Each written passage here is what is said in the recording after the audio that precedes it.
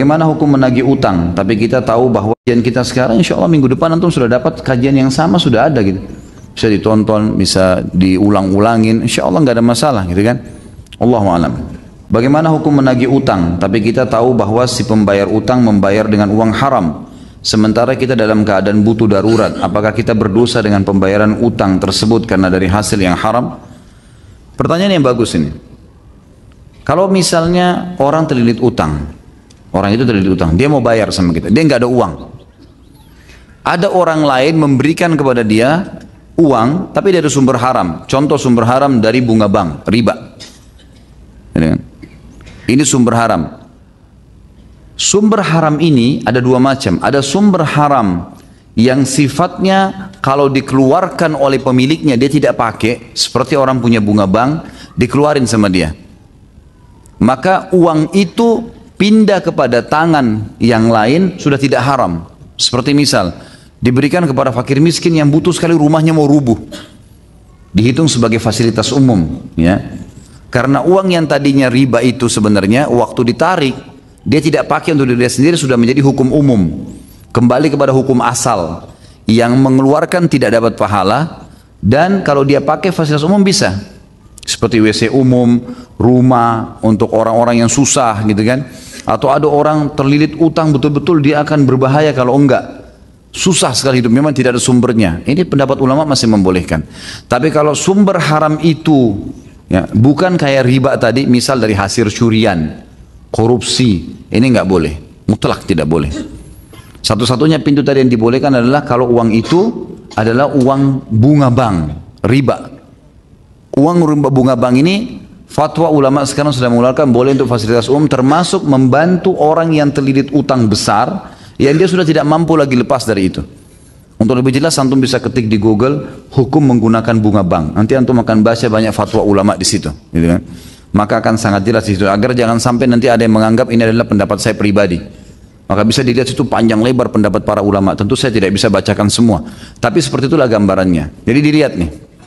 Kalau sumber yang tadi antum bilang orang itu bayar sumber haram adalah uang curian, uang korupsi, ya, hasil menipu orang, maka ini jangan diterima, nggak bisa. Walaupun antum dalam keadaan butuh, karena nggak boleh. Tapi kalau dari bunga bank orang lain bayar, emang dia mau keluarkan bunga banknya itu dia berikan, ini ada satu celah di sini yang memang dibolehkan karena orang itu kepepet. Masalah datang ke antum nanti itu sudah bukan haram buat antum lagi. Karena ini waktu dikeluarkan oleh orang itu sudah menjadi hukum umum, hukum awal, ya. Kata ulama hukum asal, tidak ada pemiliknya uang itu, tapi milik Allah Subhanahu wa taala. Allahu a'lam. Mengenai MLM, tidak usah disebut namanya ya. Dari negeri Cina, hukum MLM sendiri saya sudah tahu Ustaz, tapi mengenai MLM ini mereka telah mendapatkan sertifikasi syariah dari MUI. Jadi apakah MLM itu dan produknya dapat dikatakan sudah memenuhi syariat Islam sebab sertifikasi yang diterima dari MUI? Allahu a'lam. Saya pribadi tetap tidak bisa menerima MLM itu karena terlalu banyak hal yang luar biasa lah. Minimal syubhat, minimal sekali. Karena ada hukum gharar, ada hukum janji iming-iming, ada hukum expire, ada hukum ini, ada hukum itu, ada kejar target dan segala macam hal. Dan yang terlebih lagi yang ulama soroti adalah hukum jaringan, mengambil untung dari jaringan, gitu kan? Bagaimana kita mengadakan pelatihan buat guru-guru, lalu guru-guru itu ditugaskan ngajar, terus kita dapat bonus dari gajinya dia? Hasil kerjanya orang, gimana caranya? Allahu a'lam. Saran saya hindari. Tapi kalau antum berpegang pada memang ada fatwa MUI, ada fatwa dari para teman-teman asatidzah atau ulama-ulama yang lain, fadhal, silahkan, bebas-bebas saja. Jangan langsung divonis kalau ini tidak boleh. Saya tidak pernah berfanatik dengan pendapat saya dan saya tidak sarankan itu. Antum temukan dalil yang lebih kuat, fadhal, gitu kan? Tapi ini kalau mau dirincikan luar biasa, karena saya pernah menjadi praktisi di multi level dan banyak teman-teman saya yang memang saya lihat di lapangan begitu. Yang paling berbahaya secara kejiwaan adalah orang kalau masuk multi level, dia sudah anggap bisnis lain sudah tidak bisa berkembang. Ini saja yang paling berkembang. Orang presentasi apapun bagi dia kecil, dia harus bicara juga tentang dia. Akhirnya berputar di situ terus, ada yang cuma sampai jam 12 malam, sampai jam 1 malam, semangat untuk presentasikan ke orang. Dan seringkali banyak manipulasi data banyak. Orang yang tampil di panggung tidak selamanya orang yang sukses. Saya sampai kaget itu ternyata saya diundang di satu acara besar di Jakarta, eventnya sampai ribuan orang yang datang. Ternyata setelah saya telusurin yang tampil di panggung itu bukan membernya, memang orang yang dihadiahin mobil BMW, dihadirkan disuruh tampil. Karena dia adalah orang yang pintar berbicara, maka untuk motivasi orang lain. Makanya buktinya berapa orang yang dapat mobil, berapa orang yang dapat bonus gitu kan. Terlebih-lebih kadang-kadang bonus ini diberikan hanya sesuai dengan poin yang dia tutup. Kalau enggak maka hilang, karena dicicilin. Ada teman saya begitu. Omsetnya sudah sangat miliaran, jaringannya sampai Masya Allah puluhan ribu. Banyak sekali seluruh Indonesia. Dikasih mobil, ditampilin mobilnya di acara. Saya dekatin dia, akhi, kebetulan beliau seorang dokter. Ini mobil antum dibeliin cash nih. Dia bilang enggak. Terus ngapain? Ya ini dicicilin. Setiap bulan ada anggaran cicilannya 1,5 juta waktu itu. Jadi saya cicil mobil, saya cari anggaran yang seharga ini, saya bayarin. Uang mukanya dari saya. Terus kalau antum enggak tutup poin gimana? Enggak dapat. Cicilannya enggak dapat. Jadi mobil saya bayar lagi sendiri. Apa bedanya dengan dia cicil sendiri? Gitu kan? Padahal WD sudah mengeluarkan banyak sekali, miliaran, omsetnya sudah miliaran. Yang lebih parah lagi kadang-kadang orang-orang di bawah yang disuruh bekerja, yang suruh ini, kemudian kita yang memanen hasilnya. Dan terlalu banyak hal lah, ya. Allahu alam. Saran saya ini minimal syubhat. Kalau ditanyakan kepada saya maka lebih baik dihindari. Gaji PNS itu halal atau haram, Ustaz? Itu kan sumbernya dari pajak rakyat. Ya ini apakah murni dari pajak atau bukan gitu kan? Dan kembali lagi kita ini harus betul-betul detail. Kalau memang masyarakat semuanya nolak, tidak ada yang mau pajak itu, jadi haram dia. Tapi kalau ada masyarakat yang ridho, nggak apa-apa, dia mau nyumbang buat negaranya, memang dianya yang mau kasih, itu lain. Karena di zaman Nabi SAW sebenarnya tidak ada pajak. Pajak kan itu penentuan langsung dari pemerintah ya. Nabi SAW kalau butuh sesuatu, beliau mengiklankan, ini ada sedekah, ini ada jihad, ini ada begini. Lalu beliau mengumpulkan sedekah di masjid. Nah orang-orang pada datang nyumbang tuh. Lalu Nabi SAW alokasikan, itu boleh. Dari di sini bisa kita tarik hukum dari perilaku Nabi SAW. Kalau masyarakatnya ridho, memang mereka mau, ya itu jadi halal. Tapi kalau masyarakatnya nggak mau, ini serentak memang tidak mau, itu jadi haram, nggak boleh. Kembali kepada hukum itu. Saya kerja di bank konvensional. Semua yang saya miliki saat ini berasal dari gaji dan bonus selama bekerja. Apabila saya berhenti bekerja, pertama, haruskah saya menjual semua yang saya miliki tersebut? Jawabannya tidak. Kalau antum belum tahu hukum sebelumnya, jadi halal. KPR-nya, gajinya, bonusnya itu semua dianggap halal. Asal belum tahu. Dan jangan buka pintu riba baru. Pintu riba baru. Tapi kalau sudah tahu haram hukumnya. Beda ya. Kalau belum tahu jadi halal buat dia. Tapi kalau dia sudah tahu jadi haram. Dia harus keluarkan kalau dia tahu haram itu. Jika harus dijual, apakah apa yang saya harus lakukan dengan uang hasil penjualannya? Kembali kepada hukum tadi. Kalau belum tahu jadi halal buat dia. Mobilnya bisa dipakai, rumahnya segala dianggap halal. Karena dia belum tahu hukumnya sebelumnya. Gitu kan? Tapi kalau dia sudah tahu dan uang itu memang jadi aset, dijual dan kemudian dikeluarkan, disodokahkan, dia tidak pakai, karena uang haram tidak boleh dipakai, berbahaya apalagi kalau dijadikan makanan kan gitu. Bolehkah uang tabungan yang berasal dari gaji dan bonus saya gunakan untuk modal usaha setelah saya berhenti bekerja? Sama jawabannya tadi. Kalau misalnya dari awal tidak tahu maka boleh, nah itu jadi halal buat dia. Nah, kita sudah bahas di dosa riba ya. Kalau nggak salah dalilnya surah Al-Baqarah ayat 275. Saya baru tanya, saya sekarang lagi, ini kalau sudah pakai anak saja, kalau saya saja. Jadi gimana? Saya sekarang lagi kursus untuk menjadi guru TK dan PAUD. Dan di sana ada ujian praktek menyanyi dan menari. Apakah itu boleh? Menurut Ustadz apa yang harus saya lakukan? Janganlah, ya. Karena nggak boleh dalam Islam. Menari bagaimana caranya? Haram dalam Islam. Dari sisi mana kira-kira? Kalau tanya Ustadz pasti nggak boleh. Ya, kalau antum tanya kepala sekolah boleh. Nah memang dia mau kan gitu. Jadi sebaiknya jangan dihindari. Cari profesi lain kalau emang harus. Atau cari jalan supaya tidak ikut itu. Nasihat untuk hijrah. Anak kerja di mana tempat kerja anak ini dan banyak wanitanya. Anak ingin hijrah. Jadi anak masih banyak pinjaman yang dahulu sebelum anak faham riba. Tentu saja tidak usah buru-buru pindah. Gitu kan? Hindari saja fitnah-fitnah yang ada. Kerjakan pekerjaan sambil bisa menyebarkan tulisan, nasihat ya kepada teman-teman di situ, tidak interaksi sama mereka. Insya Allah itu akan bisa, gitu kan? Sambil menyelesaikan utang. Itu lebih baik. Atau kalau dapat pekerjaan yang lebih baik dan bisa membantu membayar utang, ya silahkan saja. Itu tanda keimanan, itu sangat positif. Karena merasa terganggu dengan itu, maka itu tanda keimanan. Lebih banyak sibukkan diri. Jadi kalau teman-teman lagi istirahat kantor, duduk bercandaan, makan sama-sama, antum pindah, jangan di situ. Cari tempat istirahat yang lebih aman, di masjid, di rumah makan yang aman, ya. Memang gitu. Mau dibilangin alim ya udah iya nggak apa-apa, biarin aja mereka ngomong nggak apa-apa. Yang penting kita bisa menjaga hubungan dengan Allah. Ana diajak kerjasama untuk jadi agen grosir sepatu KW, imitasi merek-merek, ya, tidak usah disebut mereknya ya.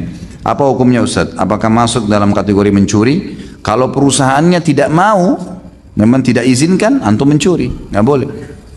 Ada beberapa pabrik teman-teman sekalian, perusahaan memang dia buat dua, atau dia buat beberapa kualitas. Dia buat kualitas nomor 1, kualitas nomor 2, nomor 3, dan dia beda-bedain harganya. Lalu antum kerjasama sama pabriknya langsung, memang pemiliknya, tapi antum mampunya modalnya yang C misalnya, yang kualitas C. Baik, modalnya mungkin 100 juta, ini deh saya bisa. Mungkin yang ini 500 juta, mungkin 1 miliar yang A-nya. Maka kita ambil yang C saja. Tapi perusahaan itu bukan orang yang merekayasa ya. Tapi kalau misalnya antum bekerja sama orang yang memang mencuri hak ciptanya orang, haknya orang, itu nggak boleh. Sama tuh mencuri namanya. Nggak boleh, jangan masuk di situ akhi. Berbahaya, itu akan masuk dalam hal-hal yang haram. Bagaimana kondisi uang dari pekerjaan yang didapat sebelum tahu halal atau haram asalnya atau syubhat? Apakah boleh digunakan uang dari pekerjaan tersebut? Tentu saja pastikan sekarang. Pastikan pekerjaan antum itu halal atau tidak. Kalau misalnya dulu pernah bekerja atau sampai sekarang masih kerja di satu tempat, lalu selama ini kita sudah terima gaji setahun, belum tahu nih halal atau tidak. Langsung di pengajian kita jadi tahu kalau itu haram misalnya. Haram, maka berarti jadi haram dia. Tapi yang berlalu Allah maafkan. Cuma kalau masih ada tersisa dananya mungkin ditabung, diinvestasi, itu harus dikeluarkan, sedekahkan. Kalau dasarnya memang haram. Dasarnya memang haram. Tapi kalau antum tidak tahu, masih ragu ini halal atau enggak ya. Mungkin karena ada sumber-sumber yang mungkin modalnya dari campuran dengan yang haram dan seterusnya, ini insya Allah masih tidak masalah. Tapi lebih aman antum keluar dan mencari tempat yang lain. Saya bekerja sebagai sales mobil di mana setiap transaksi banyak menggunakan sistem kredit dan menjadi masalah tidak semua customer menggunakan sistem syariah. Kira-kira bagaimana Ustaz? Tawarkan syariah. Usahakan antum punya relasi yang sangat kuat. Saya yakin teman-teman marketing nggak usah diajar lah. Bagaimana Anda bisa membuat barang itu laku, mobil itu laku, motor itu laku, maka kita juga bisa merayunya untuk bisa ke syariah. Caranya kita ketemu langsung ke cabang-cabang terdekat lalu bahasakan. Saya ini sering kedatangan konsumen satu hari 50 orang loh, 30 orang loh, 10 orang loh.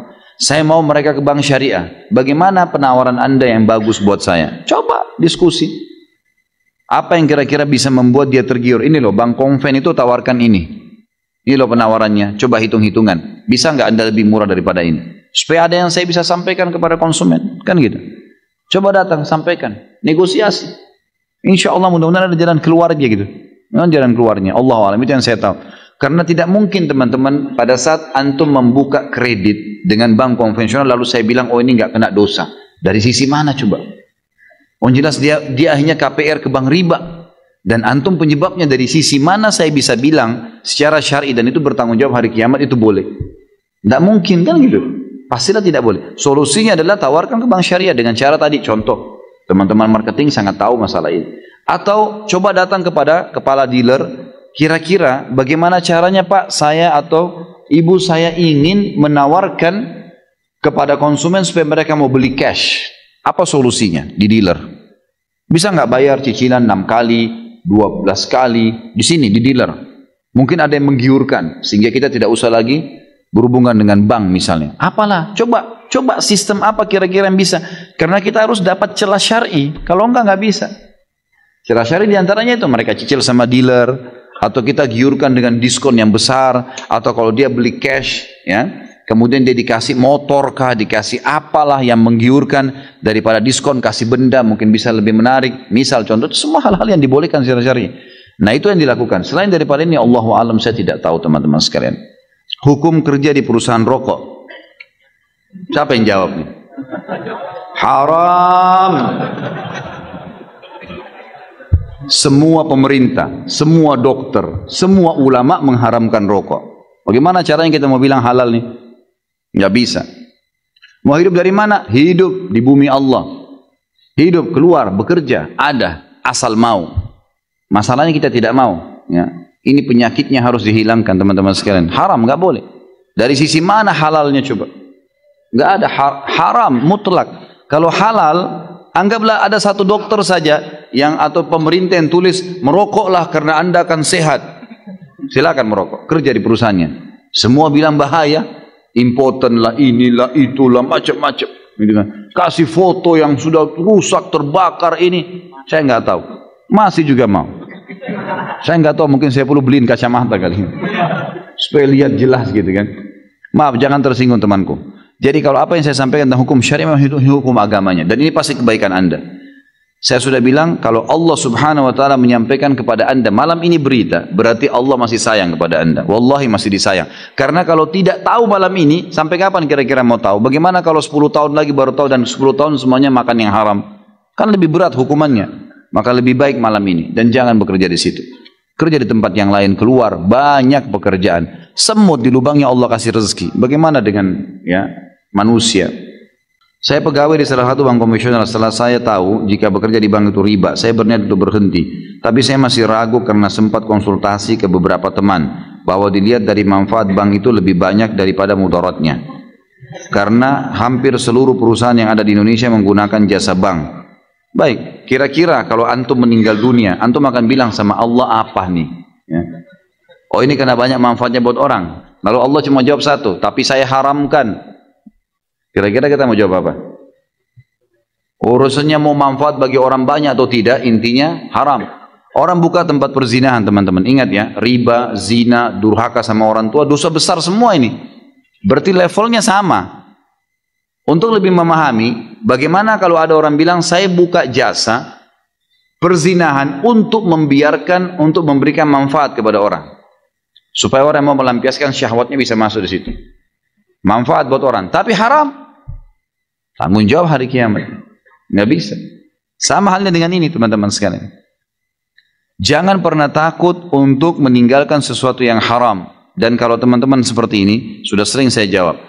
Kalau antum sedang ada perasaan takut mau meninggalkan karena ini haram, datang ke seorang ustadz, saya mau tinggalkan nih, tapi saya nggak tahu nih, saya nggak tahu harus bagaimana nanti nama baik saya sudah terlanjur punya kerjaan, teman-teman saya, keluarga saya, kemudian saya juga sudah punya pendapatan, dan seterusnya lah, fasilitas kendaraan dan macam-macam. Kalau saya tinggalkan, maka martabat saya, nama saya, makanan saya, semuanya terganggu nih. Dan itu. Seperti itulah. Lalu bagaimana hukumnya? Tetap, jawaban agama haram. Dan kalau anda mau lebih pasti, lebih aman, tinggalkan. Karena kalau tetap bertahan pada sesuatu yang haram, konsekuensi pembersihannya lebih lama. Sementara kalau dosa yang kita kerjakan saja, tidak kita tahu masih ada pembersihan, yang kita tahu sedikit juga pembersihannya ada. Apalagi kalau yang sudah besar, bertahun-tahun antum bertahan. Kemarin saya subhanallah waktu di Pontianak, pas lagi makan, tidak sengaja seorang notaris saudara kita yang mengundang di Pontianak itu, kemudian makan siang di rumah makan Padang. Dia undanglah teman-temannya dia. Di antaranya kepala cabang bank konvensional di situ. Duduk depan saya. Lalu kemudian setelah makan diperkenalkan, oh ini kepala bank semua banyak. Ada syariah, ada yang konvensional. Mata saya nyorot ke yang konvensional nih. Saya tanya, Pak, tidak pengen berhenti ya Pak? Saya tanya gitu. Oh pengen sih Ustaz. Ini ditunjuk temannya notaris, saya nggak usah sebutin namanya. Ini Bapak ini tahu betul saya ingin berhenti. Terus kenapa nggak berhenti Pak? Iya, lagi mengatur strategi. Gitu. Baik. Kalau dalam mengatur strategi ini Bapak mati bagaimana? Ini di meja makan nih. Saya ngomong gitu. Kalau Bapak mati sementara atur strategi, bagaimana tanggung jawabnya hari kiamat? Dia diam. Coba Bapak pikirin coba. Ingat Pak, prestasi dunia ini hanya akan kita tinggalkan di dunia. Di akhirat, apa yang Bapak lakukan dari kebaikan akan diterima. Pikirkan baik-baik ini. 1 dirham riba, dalam hadis dikatakan lebih berat daripada 36 kali berzina. Riwayat lain lebih berat daripada berzina dengan ibu sendiri. Bapak sudah tahu belum itu? Iya Ustaz. Baik. Apa yang Bapak kira-kira mau lakukan sekarang? Saya tanya gitu. Saya mau tinggalkan. Tapi kira-kira kiat-kiatnya Ustaz. Baik. Langkah pertama, kiat pertama Bapak keluar, saya bilang. Keluar dulu. Kenapa keluar? Dia kan diam. Saya tanya, Bapak pasti tanya saya, kenapa keluar? Saya bilang iya. Bapak sekarang lagi injak lumpur, penuh lumpur nih semuanya. Lalu bilang, Ustaz bersihin dong. Saya bawa air nih, selang. Kalau saya siram, sementara Bapak di lumpur, tambah becek. Saya sampaikan hukum, Bapak masih tetap mau kerja di situ, tambah beban tuh. Pulang tambah terfikirkan, tambah ini. Jadi serba susah. Jadi caranya keluar dulu dari lumpur. Keluar di jalan, saya siram tuh, bersih, keringin bisa lari, gitu kan. Jadi harus keluar, nggak bisa enggak. Bapak harus keluar dulu gitu kan. Baru bisa jalan gitu. Dia bilang sebenarnya gini Pak, saya bilang minimal Bapak pindah ke syariah. Dia bilang gini. Iya sebenarnya mau Pak, dan Bapak perlu tahu, dia bilang Pak Ustadz, waktu bank syariah dibuka, begitu mau buka cabang di sini dia bilang, gitu kan. Semua ini yang konven ini mau pindah ke syariah semua. Sampai sekarang dikasih peraturan udah nggak bisa lagi. Jadi ini yang membuat masih tertahan. Baik, kiat pertama dari saya keluar. Kiat kedua, Bapak mulai memikirkan dari uang yang ada untuk buka usaha. Usaha-usaha. Yang ketiga, menjelaskan pada istri, pada anak, supaya mereka tidak kaget tentang masalah haram. Ajak mereka supaya satu rumah semua kerjasama untuk itu. Yang keempat, bertawakal kepada Allah. Sudah. Kalau enggak, nanti kalau mati bagaimana tanggung jawabnya? Allahu a'lam. Jadi seperti itulah kurang lebih nasihat saya kepada penanya tadi, seperti saya sampaikan ke sana. Apa hukumnya apabila kita menjual barang yang tidak syar'i? Misal jual celana jeans ketat untuk wanita, atau jual kemeja lengan pendek untuk wanita, yang mana mereka memakainya untuk di luar, bukan untuk di dalam. Ini sebenarnya kalau mau, dia tidak langsung dikatakan haram ya. Kalau misal ada akhwat kita pakai jilbab besar gitu kan, dia jual busana muslim, tapi dia juga jual baju tidur, misal. Baju tidur, celana pendek, celana jeans ketat. Tujuannya agar muslimat yang masuk belanja di situ bisa pakai nanti di rumahnya dengan suaminya. Gitu kan? Dia tahu itu pasarnya akan ke situ, yang belanja orang-orang ini. Maka itu aman. Tapi kalau dia jual di umum pasar dan dia tahu akan dipakai oleh orang umumnya di jalan, apalagi dia tahu yang pakai ini nanti adalah orang jelas-jelas datang pakaiannya sudah kelihatan dan dia akan beli, ini bahaya sekali. Kalau Allahu a'lam, yang saya tahu ini haram, lebih baik jangan. Lebih baik jangan. Dan alihkanlah ke busana muslim. Kenapa enggak jual busana muslim dan muslimah? Kenapa enggak lakukan itu teman-teman? Banyak orang yang saya lihat transisi dia pindah dari, memang dia dasarnya desainer, kemudian dia alihkan dari baju yang konvensional, mungkin lari ke baju-baju syar'i. Tapi Masya Allah, maju pesat, luar biasa gitu. Ya, ada banyak terjadi seperti itu. Ana pernah meminjam uang kepada orang lain dan sampai saat ini orang tersebut tidak Ana pernah meminjamkan uang kepada orang lain dan sampai saat ini orang itu belum membayar utang. Apakah ini termasuk pembersihan dosa di dunia sebelum yang tadi Ustaz sampaikan? Tentu saja. Semua cobaan yang datang kepada kita sebagai orang muslim di dunia itu akan jadi pembersihan dosa. Semuanya. Termasuk uang antum yang tidak dibayar oleh orang lain. Yang sudah saya bahasakan khusus utang. Siapa yang berutang, mengutangkan orang lain, kemudian tidak dibayar. Sampai jatuh tempo, dia seperti bersedekah setiap harinya, setengah dari harta itu. Kalau sudah sampai jatuh tempo dan dia belum bayar, double pahalanya. Double. Jadi seakan-akan kita sedekahkan setiap hari double itu. Maka mungkin kalau orang tidak utang dengan kita, maka kita tidak akan sedekah sebanyak itu, tidak dapat pahalanya. Bersangka baiklah dengan Allah. Ketika kita berhutang dengan orang lain, tapi sebelum kita bayar, ternyata orang tersebut sudah meninggal dunia, lalu kita tidak tahu di mana rumah keluarganya saat ini. Apakah hutang tersebut akan jadi tanggungan ana sampai hari kiamat nanti? Bagaimana ana membayarnya, sedangkan tidak tahu di mana rumahnya? Sudah kita jawab ya. Jadi, sedekahkan atas nama orang itu. Tentu setelah berusaha mencari tahu ya, kalau sudah tidak tahu sama sekali baru sedekahkan atas nama orang itu. Bukan atas nama antum, tapi atas nama orang itu. Apakah boleh berinfak dengan niat membayar utang tersebut? Orang yang kita tidak bisa temui tadi. Ya, sudah saya jawab. Saya pernah mendengar kajian tentang riba. Apakah uang yang tercampur dalam bank itu riba? Sedangkan gaji setiap bulan selalu ditransfer ke bank dan selalu mendapat bunga. Tentu saja tergantung pekerjaan antum. Kalau pekerjaannya halal maka tidak ada masalah. Dan kalau bisa dialihkan ke bank syariah, saya sudah katakan itu jauh lebih baik. Alihkan ke bank syariah jauh lebih baik. Kalau tidak bisa pun harus di situ, ya sudah. Apa boleh buat? Yang penting jangan interaksi dengan bunganya.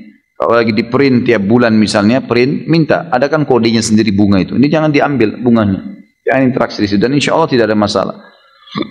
Kalau tidak ada jalan lain. Kalau masih bisa, alhamdulillah lebih baik dipindahkan ke bank syariah sebagaimana sudah saya pandu pertemuan yang lalu.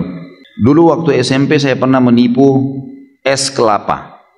Saya tidak bayar ketika ramai. Saya bilang uang saya 10.000. Jadi saya dapat es kelapa dan kembalian haram itu, Ustaz. Pertanyaannya, apa saya sudah tidak bisa masuk golongan 70.000 umat Muhammad, umat Rasulullah SAW masuk surga tanpa hisab? Masih bisa, tapi taubat dan kembalikan, cari itu penjual es tuh. Coba suruh bandel dulu. Hah? Ini iseng bener, ambil es kelapanya orang nggak bayar. Baiklah, mungkin belum tahu. Jadi sekarang datang ke sekolah itu, kalau masih ingat sekolahnya. Biasanya tuh subhanallah penjual-penjual di kantin di sekolah itu masih ada. Saya dulu sampai, kalau tidak salah kuliah ya, sudah selesai kuliah malah. Saya datang ke SD saya di Makassar, masih ada tuh guru yang pernah ngajar saya. Gitu kan. Masih ada tuh penjual-penjual gitu kan, masih ada, subhanallah. Jadi memang masih ada, coba tanya. Kalau ada kembalikan, maaf ya dulu saya tidak mengerti hukum agama, tapi saya pernah begini, kembalikan uang 10.000 rupiah. Sama tadi hukumnya, kalau tidak ketemu, sedekahin. Taubat, sedekahkan, maka insya Allah akan masuk 70.000 itu. Bagaimana bila ada orang berhutang kepada orang lain melalui perantara saya dan tidak dibayar sampai sekarang, apakah saya turut berdosa? Apakah saya harus menggantinya? Tergantung kesepakatan awal. Kalau antum menjadi penjamin, ini orang si A pinjamin aja, antum bilang sama si B, ini si A pinjamin aja, saya yang tanggung, saya penjaminnya. Oh itu wajib, nggak bisa. Kita jamin. Tapi ini loh teman saya butuh uang, ini loh teman saya mau menikah, tapi silakan ya ditanya semuanya, saya tidak bertanggung jawab. Mau dipinjamin silakan, mau dinikahkan silakan, tapi saya tidak bertanggung jawab. Saya cuma memenuhi niat dia yang baik, itu yang paling aman. Jadi jangan bilang saya jamin, nggak boleh. Mengatakan jamin ini berarti masuk dalam syarat yang wajib dipenuhi.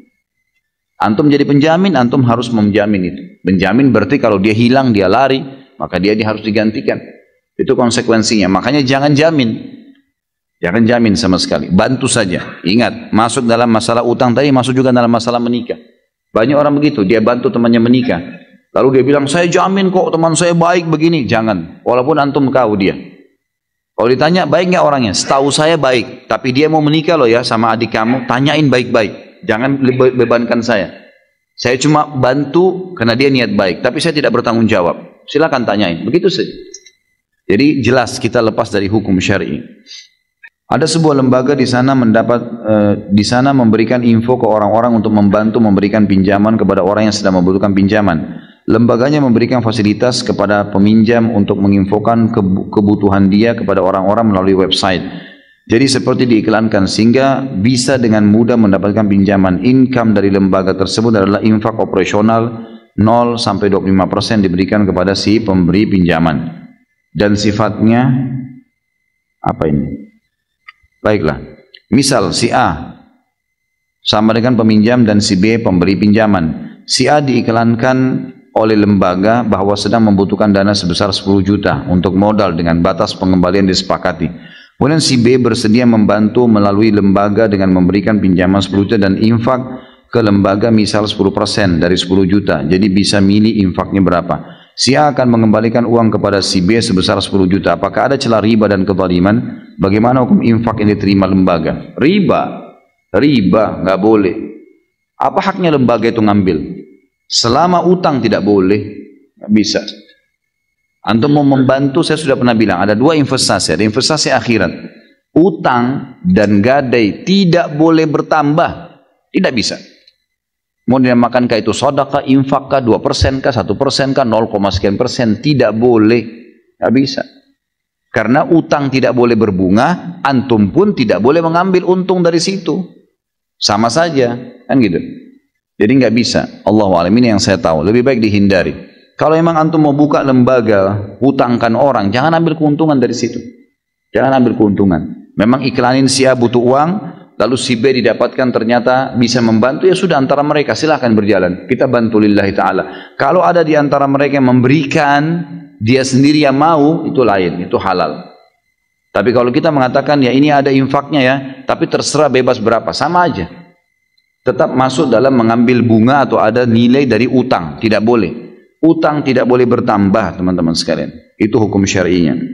Kalau Anda mendapatkan hasil jual beli mobil milik orang tua, boleh tidak setengah uangnya saya pakai untuk umroh dan setengah lagi saya pakai buat DP mobil lagi dengan persetujuan orang tua? Kalau pemilik uang setuju nggak masalah, orang tua atau orang lain. Ada teman kita investasi dengan kita 100 juta, lalu kemudian untung 20 juta misalnya. Lalu kemudian kita ingin umroh, minta izin sama dia pemilik uang, ini 20 juta, tadinya kita bagi 10-10 nih, 50-50% keuntungan. Tapi saya pengen umroh, bisa nggak saya pakai dulu? Tapi itu utang. Oke, kalau dia izinkan silahkan, nggak ada masalah. Sama halnya juga kalau digunakan untuk bisnis yang lain, buka bisnis yang lain buka cabang atau apa saja, beli produk-produk yang baru ya untuk inovasi baru, maka itu semua selama pemilik modal mengizinkan tidak ada masalah.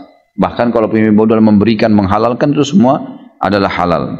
Saya seorang profesional video maker, pekerjaan saya syuting dan edit video. Alhamdulillah saat ini saya mengenal sunnah. Ternyata musik yang menjadi bagian dari pekerjaan saya untuk edit video itu haram dalam Islam. Apakah nafkah yang saya dapatkan haram? Jika musik tanpa lirik yang saya gunakan juga haram, mohon pencerahannya Ustaz. Tentu saya teman-teman sekalian sudah pernah kita jelaskan panjang lebar hukum musik, dan saya sudah bahasakan jumhur ulama mengatakan tidak ada pintu untuk membuka pintu musik itu halal, kecuali memang yang ada dalilnya, seperti gendang yang digunakan bagi wanita di acara pernikahan dan juga ya di hari raya Idul Adha atau Idul Fitri. Tapi selain daripada ini tidak dibenarkan. Kalau antum mengedit video dan kemudian larinya tidak menggunakan musik, tapi mungkin hal-hal yang menggunakan mulut atau menggunakan selain musik ya. Seperti sekarang masih ada pendapat ulama masalah anasyid, dengan lantunan-lantunan kalimat yang memotivasi orang misalnya. Maka itu masih ada pintu terbuka gitu. Tapi kalau masalah pendapatan dari musik, pendapatan dari perbuatan film-film yang tidak benar misalnya, jelas ada perempuan terbuka auratnya dan seterusnya, ini haram.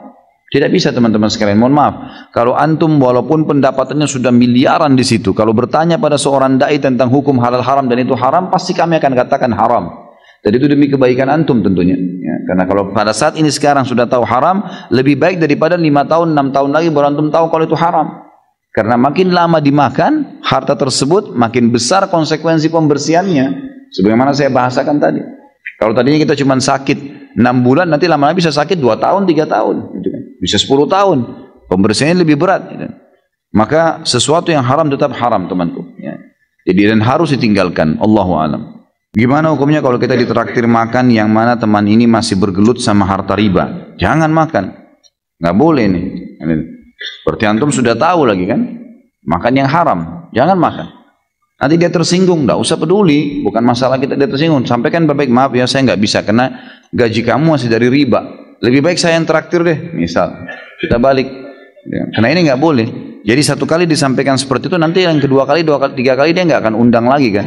Karena memang dia tahu kita nggak boleh teman-teman. Memakan sesuatu yang haram, baik dari penghasilan kita atau penghasilan orang lain sama. Konsekuensinya ada pembersihan. Minimal penyakit menimpa badan antum. Itu apa? Repot-repotin diri. Nggak usah. Ini ya. Bahasakan kalau nggak boleh. Sudah tahu jelas dari haram, nggak boleh. Kalau kita tidak tahu sumber pendapatannya dia halal atau haram, kemudian kita tahu secara zahir yang kelihatan orangnya baik, nggak apa-apa. Setelah kita makan ternyata kita tahu bahwasanya itu adalah pendapatan haram, insya Allah tidak ada beban syar'i di situ. Ya. Tetapi tetap ada pembersihannya.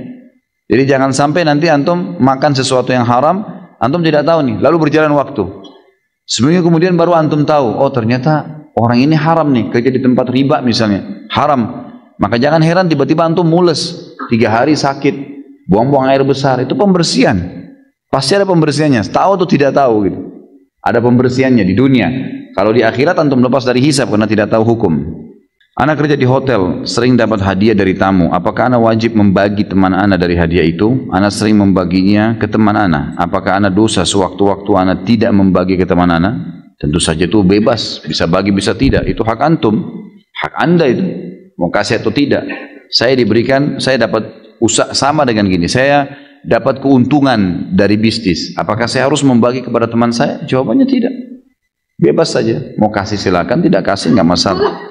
Bagaimana caranya agar terlepas dari kalung-kalung iblis tersebut? Berilmu, punya ilmu syar'i sehingga terpandu. Tadi saya sudah rincikan bagaimana orang yang paling mulia dalam masalah harta adalah orang yang memiliki ilmu, kemudian hartanya teratur dan terkontrol dengan ilmunya. Masalah hawa nafsu, dia menikah, lampiaskan pada pasangan yang halal. Begitu pula dengan jabatan, tidak usah dikejar. Cobalah pekerjaan yang di depan mata kita, yang termudah, dan jangan tambah program hidup kecuali memang darurat. Karena makin ditambah program hidup, maka butuh ekstra tenaga, energi, ekstra waktu, dan juga ekstra pengawasan. Karena kalau kita buka pintu baru dari usaha-usaha atau dari apa saja itu butuh ekstra semuanya. energi kita, waktu kita, dan juga ada pengawasan terhadap usaha kita juga diawasi ekstra oleh para malaikat. Maka sebaiknya harus dibatasi. Itu akan membuat kita tidak mengejar jabatan. Baik, pertanyaan yang pertama, Ustaz, ada seorang yang meminjam uang tapi mungkir atau mangkir dari janjinya dan akhirnya ana suruh dia bersihkan kebun sebagai gantinya. Kemudian dia mau minjam lagi tapi tidak ana berikan karena pengalaman sebelumnya. Berdosa ke ana? Tidak berdosa. Sama sekali tidak berdosa. Malah itu pilihan yang tepat. Kalau ada orang sudah pernah utang sama antum dan dia tidak bayar, antum punya hak tidak kasih selamanya. Itu hak kita. Karena meminjamkan uang itu beda dengan orang yang minta sedekah, lain. Kalau ada orang miskin kita tahu minta sedekah, itu jangan ditolak. Tapi kalau orang mengajak investasi, ya, meminjam utang, ini semua hak kita. Boleh kita tolak, bisa kita terima. Walaupun orang itu dasarnya kita belum tahu sebelumnya. Artinya tidak pernah punya pengalaman buruk. Itu hak antum. Boleh antum tolak, boleh antum beri. Itu hak antum sepuluhnya. Apalagi kalau orang itu sudah punya pelanggaran-pelanggaran, maka kita punya hak untuk tidak memberikannya. Ana saat ini bekerja sebagai karyawan. Alhamdulillah pekerjaan halal. Insya Allah yang menjadi ganjalan halal insya Allah. Yang menjadi ganjalan adalah lingkungan kantor di mana orang-orangnya jika sedang ngobrol bercampur antara yang boleh dan tidak boleh. Kemudian terjadi ikhtilat dan banyak wanita yang tidak memakai hijab. Di sisi lain ada pekerjaan menjadi guru bimbingan belajar Islam ataupun sekolah sunnah yang menawarkan lingkungan Islami namun gajinya lebih kecil. Apa yang harus saya lakukan dengan keadaan ini dalam timbangan syariat? Tentu saja yang nomor satu didahulukan adalah sumber pendapatannya dulu. Gaji antum halal atau tidak? Pekerjaan perusahaan itu halal atau tidak?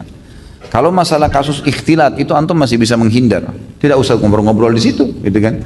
Kan selesai. Kalau orang lagi ngobrol-ngobrol hal-hal, jangan ngobrol-ngobrol. Atau antum bisa hidupkan suasana pengajian di kantor, ya, sehingga mereka hadir, gitu kan?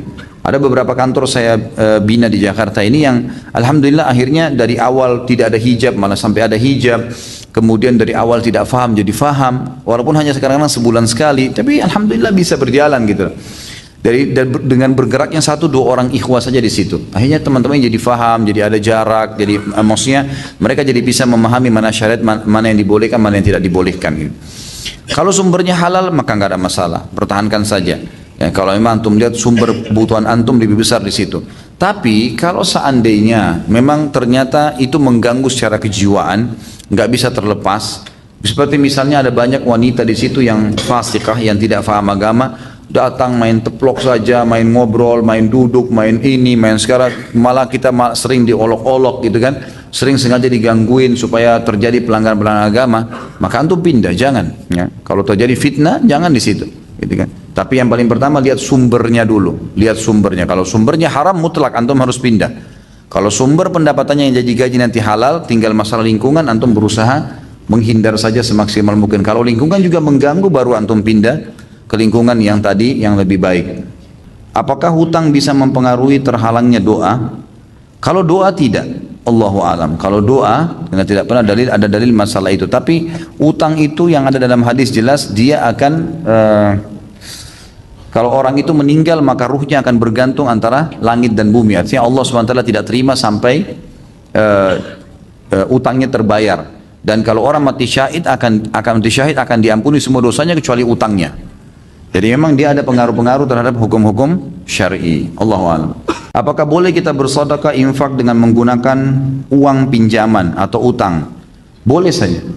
Ulama membolehkan masalah itu. Yang penting seseorang pada saat membuka pintu utang ada dua syarat mutlak. Yang pertama dia tahu dia akan bisa bayar. Dia tahu ada sumbernya. Misal gini, antum punya gaji, punya pendapatan akhir bulan, gitu kan?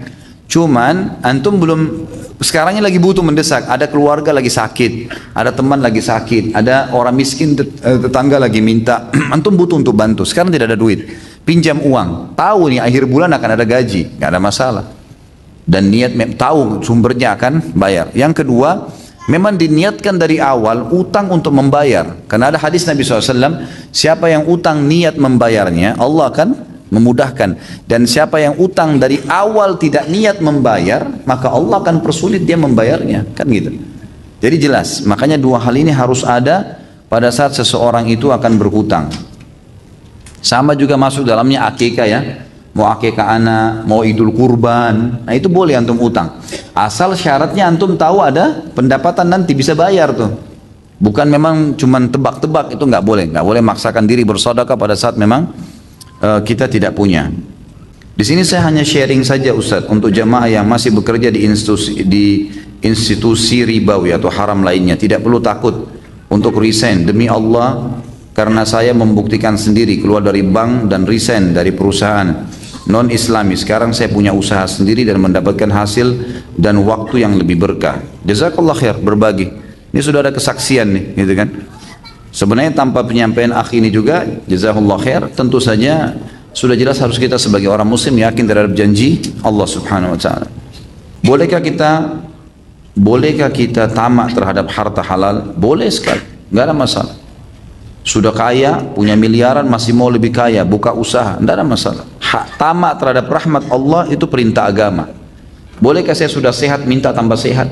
Bolehkah saya pintar minta tambah pintar? Boleh, enggak ada masalah. Enggak ada masalah.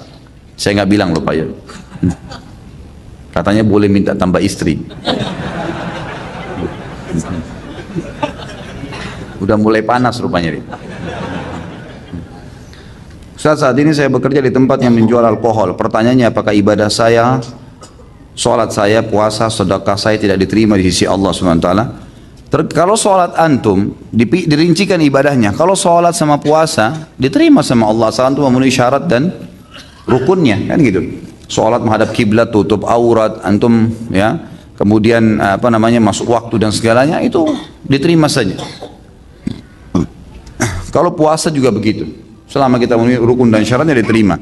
Tapi sedekah nggak diterima. Sedekah dari uang haram nggak diterima, gitu kan? Di sini kalau antum bekerja di tempat yang menjual alkohol, berarti ada sumber haramnya, ada sumber haram. Maka sebaiknya antum jangan di situ, jangan ada di situ teman-teman sekalian. Saya berharap begini, mudah-mudahan di majelis ilmu yang antum hadiri seperti ini teman-teman, yang paling pertama tolong jangan menganggap saya sedang menghardik atau menyalahkan. Kalau ada secara individu, kebetulan yang saya bahas kena di antum, saya tidak kenal semua antum di sini yang hadir, gitu kan? Berarti memang itu peringatan Allah mungkin melalui lisan saya untuk antum sadar sebelum jauh. Kalau lebih jauh lagi malah antum lebih berat hukuman Allah nanti, gitu kan? Lebih baik berhenti, kan gitu. Berhenti sekarang dan insya Allah kalau kita berhenti dari sesuatu yang haram teman-teman, nanti antum akan lihat seperti ada sebuah lapangan luas nanti terbuka di depan kita, peluang-peluang yang sangat banyak. Orang kata ulama yang menjerumuskan dirinya pada yang haram, dia akan terkurung di situ dan dia akan sulit untuk keluar karena syaitan ingin mengelilit dia seakan-akan tidak lagi peluang lain, tidak lagi kesempatan lain dan seterusnya. Ini berbahaya. Maka mestinya teman-teman sekalian kita tinggalkan pekerjaan-pekerjaan haram ini, ya. Apapun yang haram, ada syubhat antum tinggalkan. Jangan sampai masalah ini. Jangan sampai masalah, gitu kan? Jadi semestinya lebih hati-hati, Allahu alam. Kalau masalah sedekah, kalau dari hasil gaji itu tidak diterima. Kalaupun tadi sholat itu baju yang dipakai, sejadah yang dipakai, AC rumah dipakai bayar dari hasil pekerjaan tadi, maka ini ulama mengatakan masuk dalam bab syubhat. Apabila memang dia masih punya pendapatan lain, misal selain di tempat penjualan itu ada alkohol, ada yang lain-lainnya.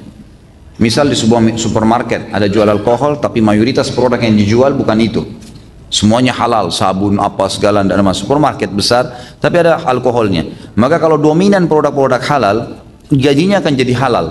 Tetapi dianjurkan kalau dia mau lebih jeli, dia menilai kadar kurang lebih ya, dari dia kerja 30 hari itu gaji dia berapa, kemudian sekitar berapa persen secara persentase produk yang ada di supermarket itu, misalnya 5%-nya produk haram, 5% dari total produk 5% haram karena ada minuman keras, 95% semuanya halal. Maka antum keluarin 5% dari gaji antum, sedekahin, jadi halal tuh, nggak ada masalah.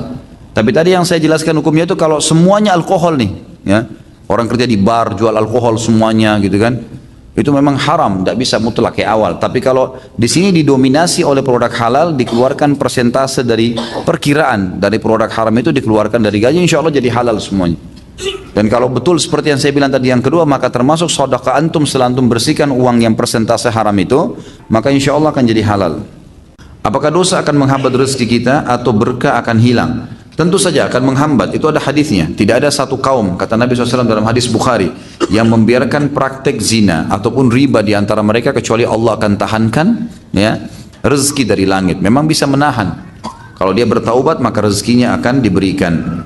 Apa ini? Katanya kerja di perpajakan tidak boleh. Bagaimana hukumnya kerja di bidang keuangan yang lain, tapi masih satu lembaga dengan lembaga yang membawahi pajak, ya. Seperti Kementerian Keuangan, gitu kan? Pokoknya yang kita bicara masalah pajaknya. Kalau ada sumber yang lain, ya, dan di cabang yang lain, ya itu tergantung penghasilannya dari seperti apa. Karena ada instansi pemerintah kita yang butuh dibahas secara hukum syar'i karena memang dia masuk dalam hal yang tidak boleh seperti kasus perpajakan, dan ada hal yang memang tidak ada masalah, gitu kan? Seperti PNS orang jadi guru misalnya, tidak ada masalah, tidak ada sesuatu yang haram di situ, kan itu. Jadi Allah alam dilihat cabang pembahasannya apa nih, apa yang sedang menjadi sumber pendapatannya. Kalau antum melihat ada sumber haram atau minimal syubhat, tinggalkan. Tinggalkan, Allahu alam. Dan teman-teman sekalian, saya sudah berapa kali bilang, jangan kurung diri kita di bingkai kehidupan yang kita buat sendiri. Saya kalau keluar dari sini saya mau makan apa? Saya kalau tidak nikah sama orang ini saya bisa gila, atau apalah. Saya kalau tidak makan di rumah saya nggak bisa makan. Akhirnya betul-betul nggak bisa makan kecuali di rumahnya, dan seterusnya. Ini mengurung dirinya di bingkai kehidupan yang dia buat sendiri. Udah luasin aja, tidak bisa di sini haram, mentok pindah, gitu kan? Orang yang begini cepat mendapatkan jalan keluar karena dia tidak memperumit sendiri masalahnya.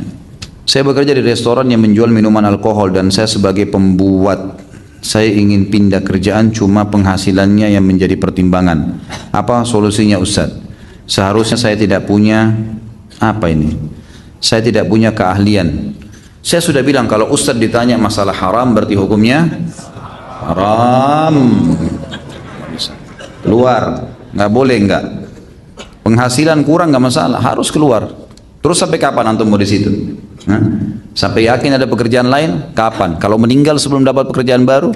Coba, gimana cara menjawabnya? Ada jaminan antum bisa hidup setahun, 2 tahun ke depan? Gak bisa. Tanggung jawab, sedangkan yang sudah kita lakukan saja ada pertanggungjawabannya, apalagi yang akan kita susul ke depan. Belum lagi kalau sudah menikah, istri anak makan dari hasil haram, bagaimana bisa? Keluar teman-teman sekalian, lebih mulia jual nasi uduk walaupun untung sedikit, nggak masalah, halal. Dan kapasitas perut antum cuma 1-2 piring makanan, sebentar meninggal masuk surga. Untuk apa kita repot-repot dapat penghasilan besar tapi masuk ke neraka, siksa di kubur, kan berat. Jika haram, atasan saya pernah bilang selama perusahaan membayar zakat maka keuntungan penjualan sistem ke bank konvensional akan menjadi halal. Ini akal-akalan dia nih. Bagaimana bisa dia mengatakan gitu? Apakah atasan saya masuk dalam golongan orang munafik? Tentu saja tidak kita katakan munafik, tapi dia salah dalam konsep itu. Bagaimana caranya uang hasil korupsi atau uang hasil riba, kemudian dia bilang kalau kita keluarin zakatnya jadi halal? Nggak bisa. Sama nanti orang tarik semua tuh, orang zina juga begitu, hasil zina yang penting zakat, gitu kan? Saya bekerja di perusahaan pembuat sistem komputer yang komputer perbankan konvensional. Ini sudah sering ditanya ya. Apakah keuntungan penjualan sistem perbankan konvensional halal? Haram. Haram. Tidak boleh. Jangan cari sesuatu yang dihalalkan kalau ke ustadz, nggak bisa. Haram, haram. Ya, Anda melakukan berarti Anda konsekuensinya menanggung itu. Keluar kerja, cari tempat yang lain. Yang itu. Jangan bilang saya nggak bisa hidup. Bisa dengan izin Allah. Semut di lubangnya hidup, apalagi antum, gitu kan? Jadi jangan, ini nggak bisa. Bapak saya sudah tahu hukum riba, namun dia tetap melakukan praktek riba, meminjam uang dari bank dan meminjam pada orang dengan bunga pinjaman. Saya adalah anak yang masih dalam tanggungan orang tua. Apa yang harus saya lakukan agar bapak saya berhenti dari praktek riba yang beliau lakukan? Dan apakah saya sebagai anak juga terkena dosa riba karena makan dari uang riba tersebut? Tentu saja Allah alam, kalau saya lihat dari pertanyaan ini berarti Anda sudah dewasa, Anda bukan anak kecil lagi, ya. Dan setiap anak-anak yang sudah balik itu sebenarnya sudah tidak wajib orang tuanya menanggungnya. Perlu diketahui kalau anak laki-laki ya, anak laki-laki itu kewajiban orang tuanya memberikan nafkah hanya sampai balik. Kalau sudah lewat dari balik tidak ada kewajiban ayah lagi. Jadi antum sudah harus bekerja. Kerja apa saja, sama teman, kalau pulang sekolah, numpang ya untuk bantu-bantu apa, mungkin dapat gaji, minimal bisa makan. Kalau orang tua punya penghasilan, tidak ada penghasilan kecuali dari situ, jangan ikut-ikutan. Karena itu haram, pastilah kena tampiasan dosanya karena kita tahu. Dan Allah tidak akan membiarkan antum mati kelaparan kalau antum meninggalkan yang haram. Kata Nabi SAW dalam sebuah hadis riwayat Imam Muslim, "Man taraka syai'an lillah abdalahu khairan min." Siapa yang meninggalkan sesuatu karena Allah, Allah akan gantikan dia sesuatu yang lebih baik. Harus yakin dengan itu.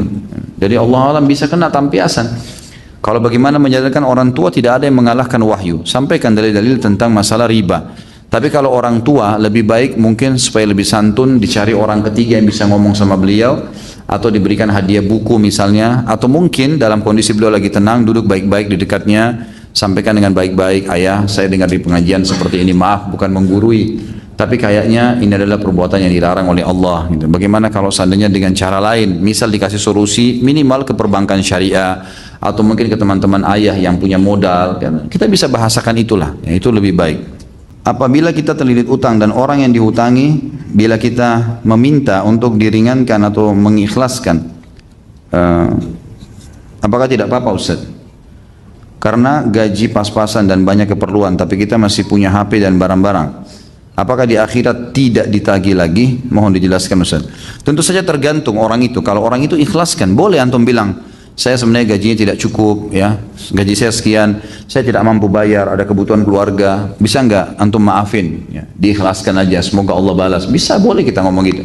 Kalau dia mau, kalau dia nggak mau nggak bisa. Jadi antum tetap punya kewajiban untuk membayar gitu. Insya Allah jalankan hadis Nabi SAW. Insya Allah dengan menjalankan hadis Nabi SAW, siapa yang berutang pada seseorang, kemudian dia niat memang dalam hatinya mau membayarnya, Allah akan mudahkan dia membayarnya. Siapa yang niat utang dari awal tidak mau membayar, Allah akan persulit dia. Maka kata kuncinya kembali ke hadis ini. Niatkan dari sekarang, insya Allah saya mau membayar, ya Allah mudahkan, walaupun dicicil, maka Allah akan mudahkan. Ustaz mohon masukannya, saya telah ikut menanam modal di koperasi 100 juta. Uang itu disalurkan oleh pihak koperasi untuk pedagang-pedagang yang membutuhkan untuk usaha mereka, yang nantinya hasil usaha mereka dikelola oleh pihak koperasi untuk dibagi pihak koperasi sendiri, untuk pihak pedagang dan untuk pihak saya sendiri sebagai penanam modal. Yang saya herankan, saya dapat hasil 10% dari saya menanam modal 100 juta setiap bulannya. Jika sudah berjalan 1 tahun, maka saya diberi 2 opsi, yaitu berhenti atau melanjutkan. Jika saya berhenti, maka modal saya yang 100 juta kembali, tapi kena potong 10%. Jadi nerimanya cuma 90 juta. Jika saya lanjutkan, maka saya akan seperti semula, yaitu akan mendapatkan hasil 10% setiap bulannya tanpa modal dikembalikan atau memperpanjang modal saya. Dan jika saya merekrut 1 orang untuk menanam modal, maka saya mendapat 1% dari orang yang saya rekrut. Apakah ini haram? Haram. Ini gharar namanya, nggak boleh. Haram dalam Islam. Ya sudah jelas bahasa saya. Jadi tidak boleh. Tidak bolehnya kenapa Ustaz? Tidak boleh karena penentuan pertama, tidak boleh ada penentuan persentase dari modal, tidak boleh. 100 juta kamu masukkan ke saya akan kasih kamu 10% dari 100 juta. Ini gharar, nggak boleh. Kalau keuntungannya 100%, ya, dia dirugikan dong kalau cuma 10%. Atau mungkin karena koperasi hanya butuh duit, atau si fulan yang minta modal butuh duit, dia sebenarnya cuma dapat 5% keuntungan, tapi dia paksakan diri untuk kasih 10%. Kan itu. Ini gharar namanya. Ini nggak boleh. Ini yang pertama. Yang kedua, di sini ada masuk unsur gharar dan kezaliman plusnya. Kalau kita tarik, maka dipotong 10%. Apa haknya dia potong 10%? Ada orang investasi ditarik, kemudian dipotong modalnya, nggak boleh dalam Islam, tidak pernah ada dalam Islam ini. Orang masukkan 100 juta, kalau modalnya masih ada dia kembalikan, untung rugi ditanggung bersama, gitu kan? Yang ketiga, ada unsur di sini kalau mengajak orang lain dia akan dikasih 1%, gitu kan? Ini masih diperselisihkan. Kalau dia masukkan orang lain ini kepada unsur sesuatu yang halal, misal saya mengajak seseorang untuk umroh di satu travel menyiapkan jasa bagi orang yang membawa tenaga lain $50 misalnya, itu boleh-boleh saja, nggak ada masalah.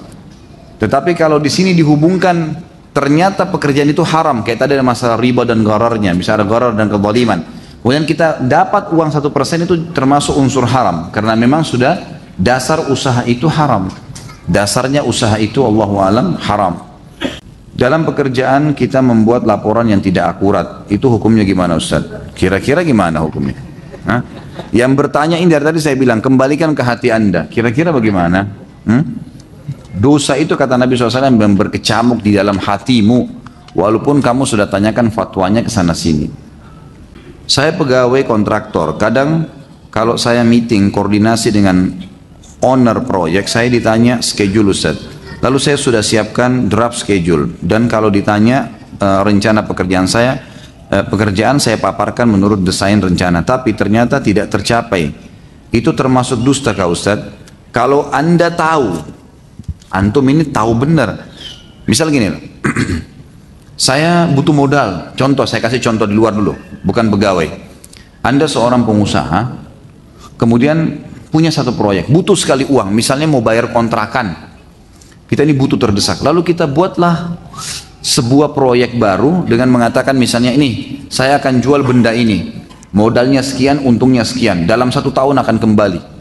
Ini loh schedule-nya, ini loh draft-nya. Ternyata teman-teman sekalian, kita tahu sebenarnya ini nggak bisa ini. Kita tahu itu dalam jiwa kita tahu, tapi kita paksakan. Yang penting uang orang itu halal, kemudian kita bisa selamat dulu bayar kontrakan 2 tahun ke 3 tahun dan seterusnya. Ini berbahaya teman-teman, ini kesaksian palsu, nggak boleh. Untuk apa ini, gitu kan? Ini loh, saya mau usaha ini, modalnya butuh sekian, jujur, ini bisa berhasil, bisa tidak, ya. Saya mau jalankan sekuat saya, kalau Anda mau bantu alhamdulillah, kalau tidak ya sudah. Udah begitu saja, itu lebih aman. Tapi kalau direkayasa terus informasi ini nggak ada gunanya sama sekali. Jadi jangan menyusahkan diri kita sendiri, ini berbahaya teman-teman. Saya kerja di hotel saya menyediakan minuman alkohol dan daging babi. Apakah gaji yang saya terima itu halal atau haram? Kalau haram, bagaimana cara membersihkan harta dari gaji saya? Teman-teman sekalian, semua yang berhubungan dengan hal yang haram ini lebih dominan kepada hukum haram. Lebih dominan ke hukum haram, gitu kan? Minimal syubhat. Minimal syubhat. Jalan keluarnya, cari tempat yang aman. Kerja di tempat yang aman, lebih tentram, jelas. Banyak kok insya Allah tempat-tempat yang itu, jangan dipaksain, gitu kan. Kalau Anda memang jiwanya di perhotelan, cari perhotelan syariah, sekarang sudah mulai banyak, gitu kan. Ada teman-teman kita sudah di Jakarta, sudah banyak sekali hotel-hotel syariah yang bisa dimasuki kerja, melamar, insya Allah mereka menerima kalau punya pengalaman, gitu kan. Itu lebih aman. Atau cari tempat kerja di restoran yang memang jauh dari minuman-minuman keras, yang memang kalau bidangnya di situ, ya itu, maka lebih baik, Allahu a'lam. Karena kalau ada khamar terus kita mau mengatakan gajinya halal atau haram, menjawabnya bagaimana? Tentulah lebih dominan kepada haram, karena ada yang haram di situ kan. Saya pernah ditanya oleh seorang muslim juga yang kerja di salah satu minimarket dan di situ jual khamar, halalkah gaji saya? Jawaban saya sama. Kalau Anda tanya kepada saya hukum syar'i, saya mengatakan tidak halal. Karena tidak mungkin saya katakan halal sementara ada produk yang haram dijual, kan gitu. Jadi berbahaya bagi dia. Lalu bagaimana jalan keluar membersihkannya? Ya sudah, Anda bertobat kepada Allah Subhanahu wa taala. Bisa kalau mau detail ya. Kalau mau detail sekali, kalau dia sudah taubat, insya Allah yang lalu-lalu sudah selesai, dianggap halal bagi Allah Subhanahu Wa Taala, dianggap walakum masalaf, itu kalian mendapatkan apa yang telah berlalu. Tapi kalau dia mau detail, misal dia mau betul-betul terinci dari sekian item yang dijual di situ, misal dia di restorannya hotel, kira-kira di situ yang paling banyak ya dijual babi tadi, ya daging babi itu. Dengan khamr itu dari sekian item makanan yang dijual adalah misal ada 100 item, dia 2 item, gitu kan. Maka kita melihat ternyata dari 100%, 98% ini adalah yang halal misalnya. Ini yang haram. Maka diperkirakan dari gaji kita 2%-nya dikeluarkan, gitu kan.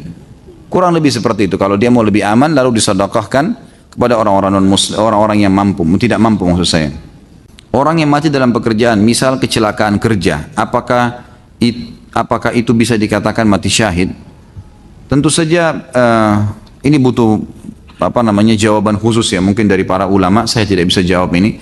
Apakah orang mati terbunuh di tempat kerjanya dalam arti kata karena kecelakaan kerja mati syahid? Ya, untuk sementara sih kalau kita lihat secara umum dari globalnya hadis tidak masuk, gitu kan? Tidak masuk di sini.